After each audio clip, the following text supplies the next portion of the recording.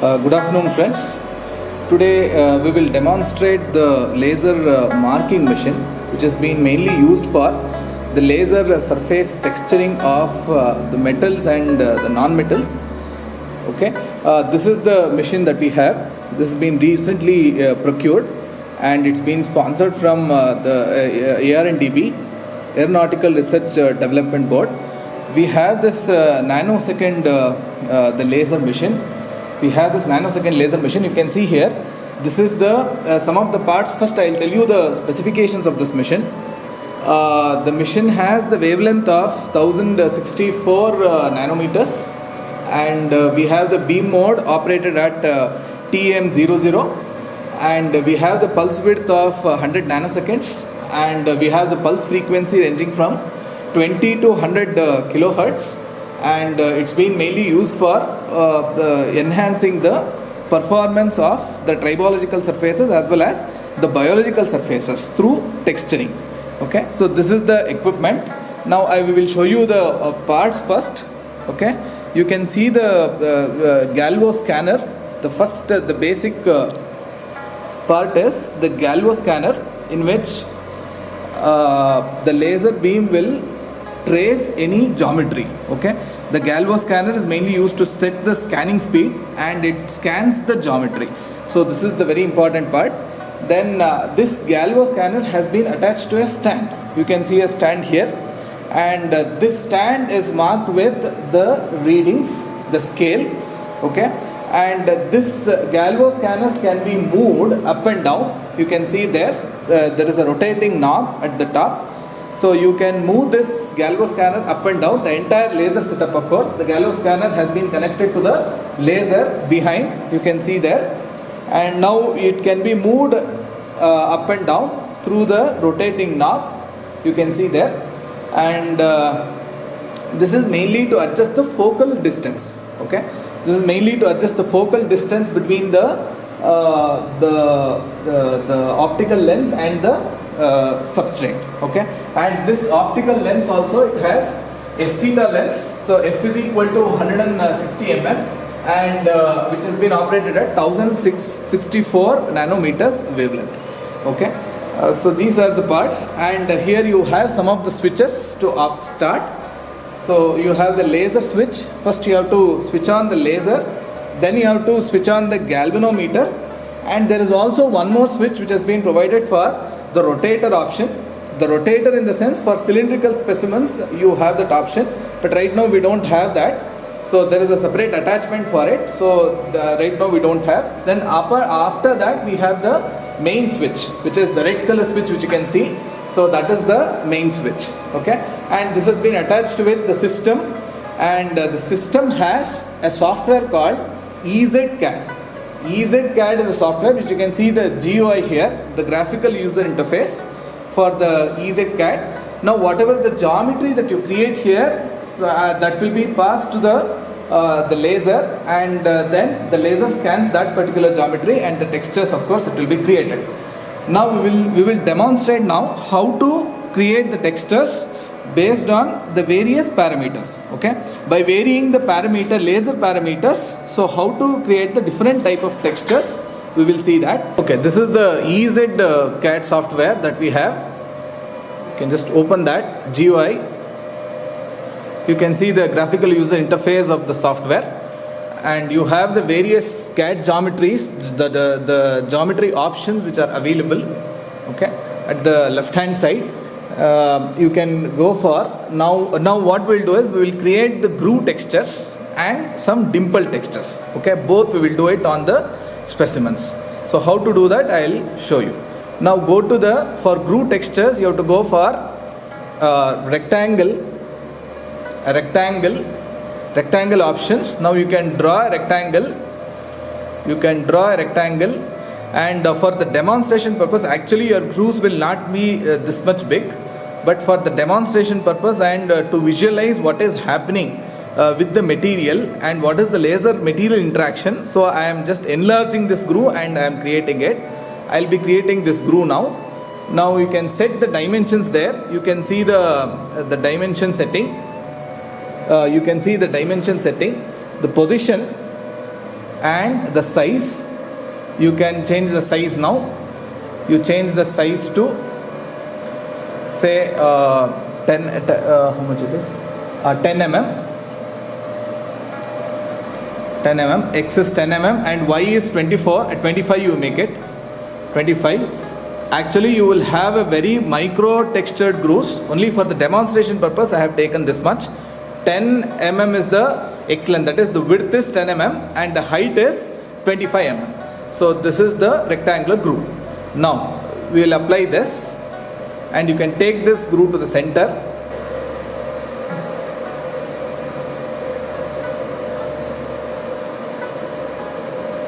Okay, now we have said that exactly the center of the groove is coinciding with the origin. Okay, we can place of course anywhere in the space. Now for better to match the center of the lens exactly to the center of the origin, we are creating this particular groove at the center. Okay, now you can go for hatching this. The hatch option is available. Now what happens is, if you just give it directly, the laser will just trace one line like a rectangle. So you want to create a texture means you want to hatch in the space which is available inside the geometry. Now for hatching also there are various options which are available. For hatching, now what I will consider is, you can see there is follow edge on option. Follow edge on in the sense, the laser will trace the inside geometry and also it will trace the outer periphery. Okay, so that is the follow edge on option and that has been enabled. And now there are various types of hatchings available. There are cross hatching is one type of hatching which you can see, and one more is just the rectangular type of hatching which you can see, and one more type is, this is a spiral type of hatching which you can see. So these are the three types of hatching that is available. So generally we go for using the zigzag type of the hatching. So the zigzag type of hatching which you can see, and here you can just see that the laser will first trace the line and then there is a red line. Red line indicates that the laser will not move, that is the laser will not interact with the material, and again there is a line, again there is a red line. So in the zigzag manner there is a red lines available. The red lines will indicate that the laser will not interact with the material. So only the straight lines are being traced. Okay, next you can go for setting the line distance. Now how much is the line distance that is required? Now I will set the line distance to minimum. So you can set the line distance to say 0.01 mm, 0.01 mm, and now I will just give OK. Now you can see the entire geometry has been hatched with the line spacing of 0.01 mm. So see, while actually assessing the surfaces, this hatch spacing becomes very, very important, especially while you are assessing the tribological performance of the surface. The hatch spacing becomes very, very important. So finding the optimal hatch spacing is one of the main the research topics. Okay, now what I'll do is, I'll start setting the parameters of the lasers. Now you can see there are various parameters available. Under that, the first one is the mark loop. You can see the mark loop. The mark loop has been set to 2. The mark loop in the sense the number of passes. So how many times the laser can trace the material. So mark loop has been set to 2. That means the laser will trace the material twice. Okay, next after that you have the scanning speed. Scanning speed has been set to 500 mm per second now.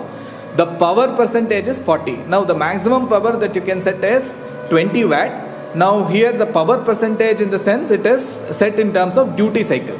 Duty cycle will always be it's the ratio of the average power to the peak power. So if you are having, say if you are setting 8 watt, then 8 divided by 20. So 8 divided by 20 you have to set there. So now here the power percentage I have considered it as 40%. That is 40% of the 20 watt I have considered here. Now the frequency has been set to 20 kilohertz. Frequency has been set to 20 kilohertz. Now I will just maintain as it is. So for at 40% I will see what is the effect of the laser on the material at 40% power.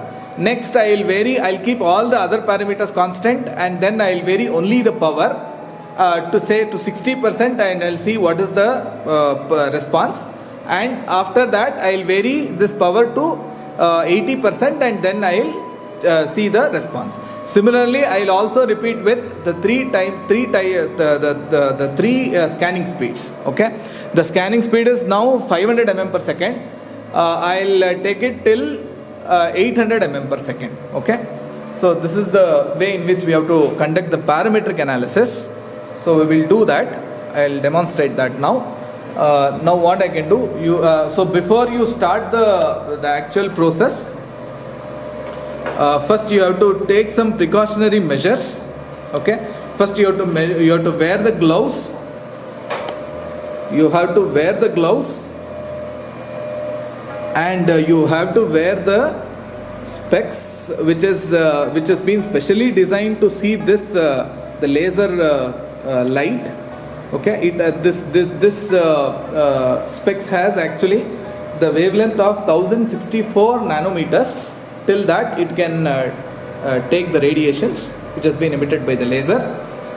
Okay, now we will start doing the texturing on the specimen. Now I have considered the bronze specimen here.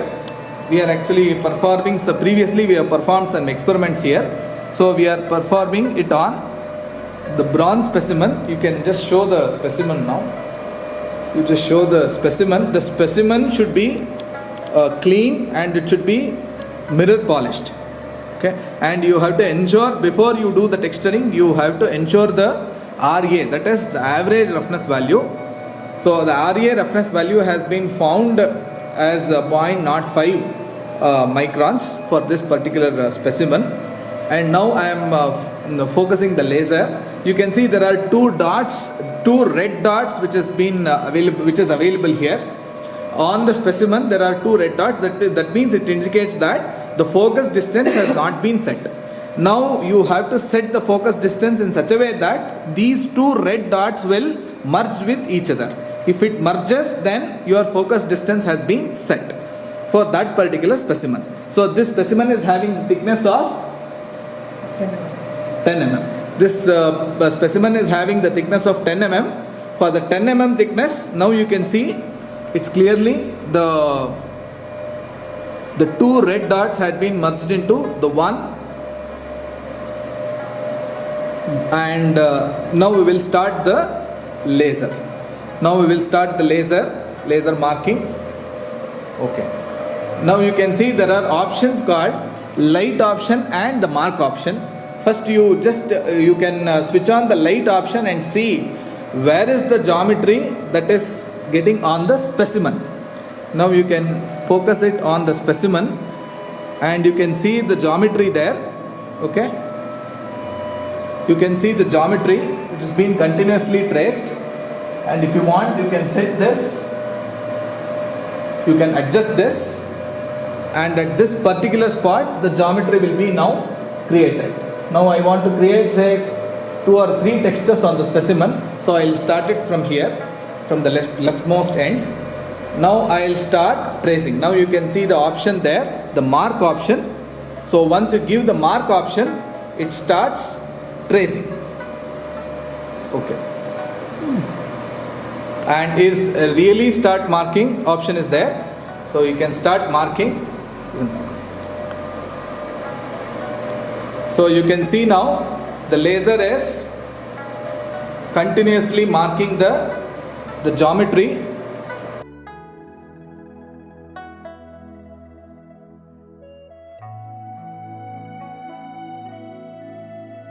And the material is getting ablated,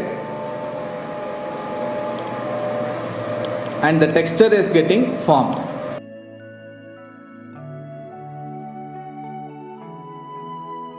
So this is the texture which is formed at the power of 40%.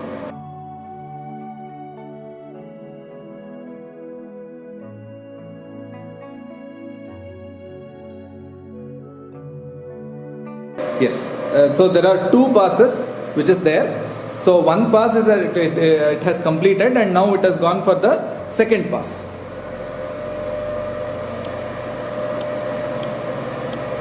So it's completing the second pass. If you increase the number of passes, then the ablation depth also it increases.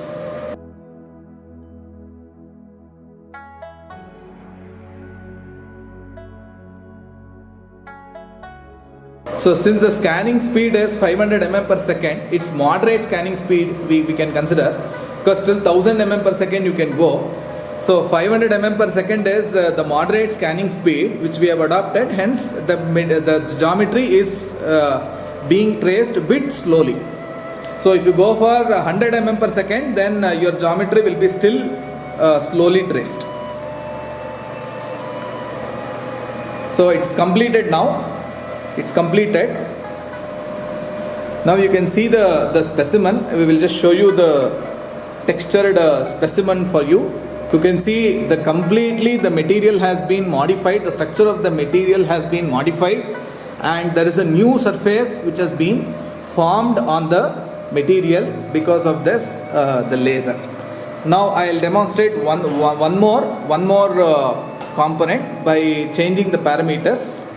Now I will change the parameter to, I can go there, mark loop. Okay, now we will, what we will do, we will reduce the number of passes to 1,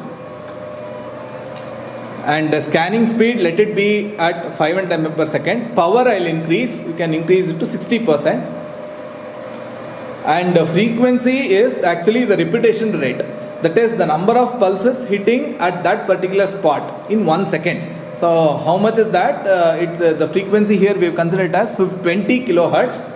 Actually from 20 to 100 kilohertz you can vary the pulse repetition rate.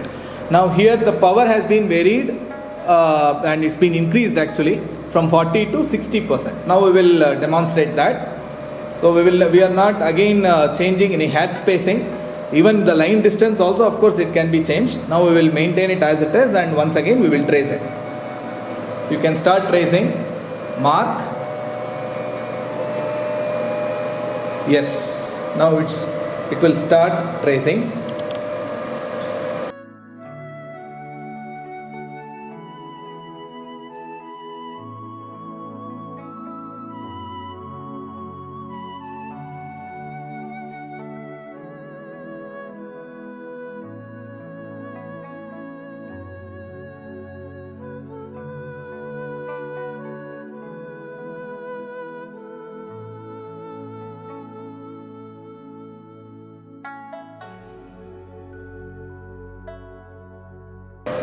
The laser is traveling slowly, and it will complete only one pass here, since we have considered the number of passes as unity.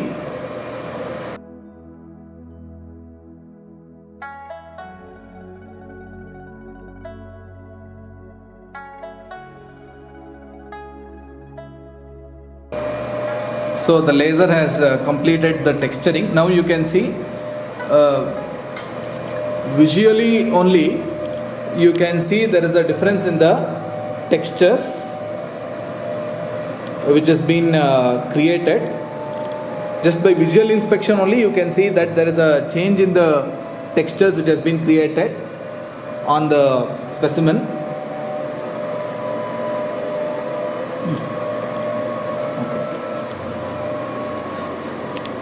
So this is how we do the grooves texturing. Okay, I'll just show you one more option of considering the array of the textures. Okay, now we will demonstrate the dimple texturing for you, and we will also consider an option of the array.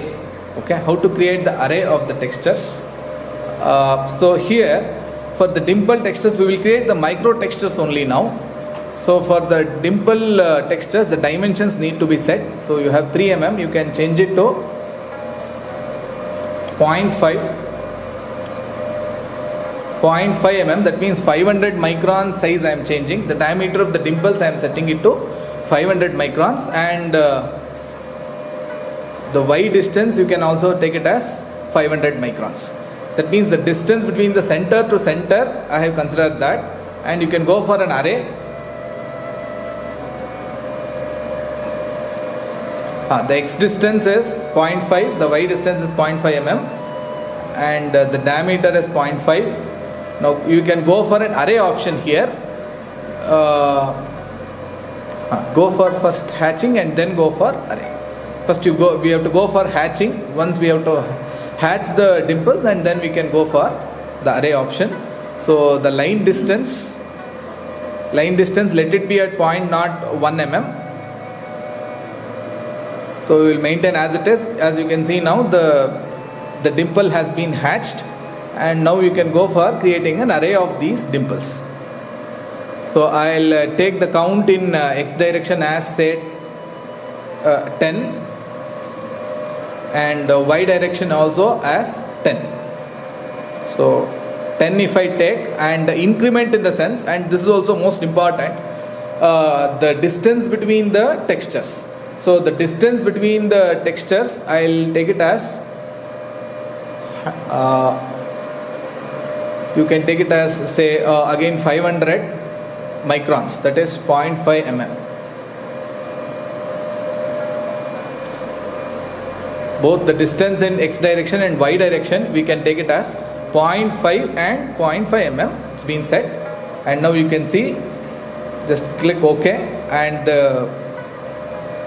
the array of dimples has been created. You can zoom that, you can zoom it, and you can demonstrate it. It's very close actually. The dimples are very, very close, and since the change the increment, since the distance between the dimples are very, very less, so the texture is like this. So what we can do is we can even change the, in order to visualize, so we will change the distance between the dimples. You can take it as 1 mm. 1 mm we will do. And still now you can see, still it's been overlapping. So this is also a very important factor. How much the overlapping of the dimples happens, what percentage it happens. So this is also important. Now we will trace it as it is. Now we can trace the texture. Go for tracing.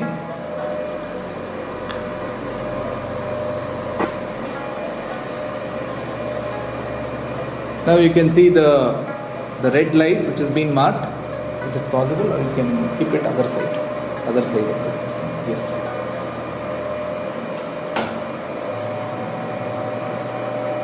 You trace it to the other side of the specimen.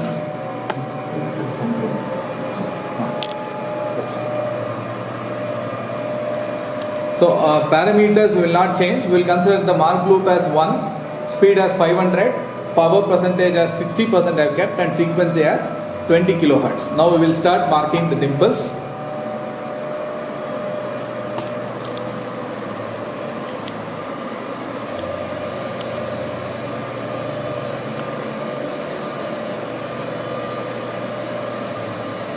And if your dimples are very close to each other, there is a higher degree of the laser material interaction, and because of which there can be some sounds also which is coming out, which you can see the laser is creating a different type of sounds, and this may be also due to the material defects. The defects that are there in the material can cause such type of the change in the sound intensity.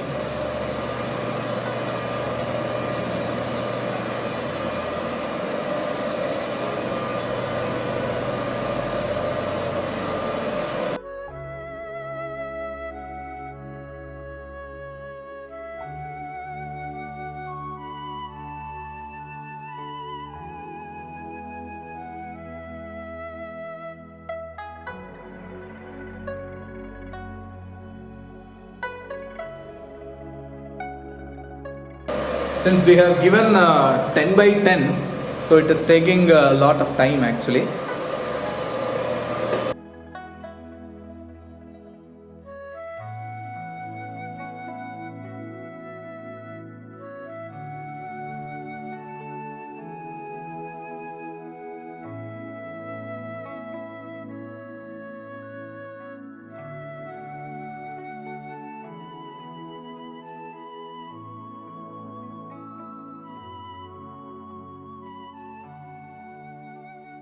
So depending upon the parameter level, I think this may take bit of time. So I'll stop at this stage. You can press escape. So now you can see the texture that has been created, how intense it is.